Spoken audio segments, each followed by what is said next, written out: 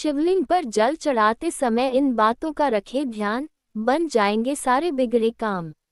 धार्मिक मान्यता है कि शिवलिंग पर जल चढ़ाने के बाद परिक्रमा न करें।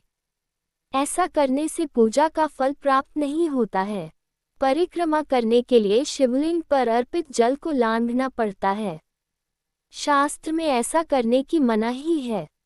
सोमवार का दिन देवों के देव महादेव को समर्पित होता है। इस दिन महादेव की विशेष पूजा उपासना की जाती है। धार्मिक मान्यता है कि भक्ति भाव से देवों के देव महादेव की पूजा करने से साधक की सभी मनोकामनाएं पूर्ण होती हैं। साथ ही सुख, समृद्धि, यश और कीर्ति की प्राप्ति होती है। इसके लिए साधक सोमवार समेत अन्य दिनों में भी विधि पूर्वक महादेव की पूजा करते हैं। हालांकि बहुत कम लोगों को शिवलिंग पर जल चढ़ाने के सही नियम पता है। आइए शिवलिंग पर जल चढ़ाने के नियम जानते हैं। सनातन शास्त्रों की माने तो शिवलिंग पर जल चढ़ाते समय मुख हमेशा दक्षिण दिशा में रहना चाहिए। आसान शब्दों में कहें तो दक्षिण दिशा में खड़े होकर शिवलिंग पर जल का अर्घ्य देना चाहिए। ऐसा माना जाता है कि इस दिशा में मुख कर जल का अर्घ्य देने से शिवजी प्रसन्न होते हैं, साथ ही साधक की पूजा को स्वीकार करते हैं। इससे साधक को मनोवांछित फल की प्राप्ति होती है।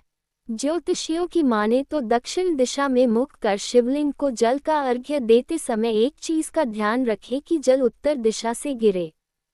कहते हैं कि इससे देवों के देव महादेव शीघ्र प्रसन्न होते हैं।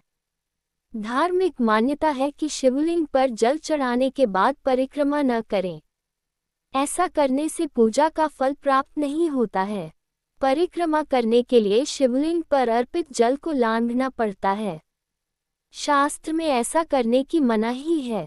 इसके लिए जल चढ़ाने के बाद परिक्रमा बिल्कुल न करें। सनातन शास्त्रों की माने तो शिवलिंग पर जल का अर्घ्य देते समय मुख उत्तर, पश्चिम या पूर्व दिशा में न रखें। इन दिशाओं में भगवान शिव के अंग, पीठ और कंधा हैं। ऐसा करने से पूजा का फल नहीं मिलता है।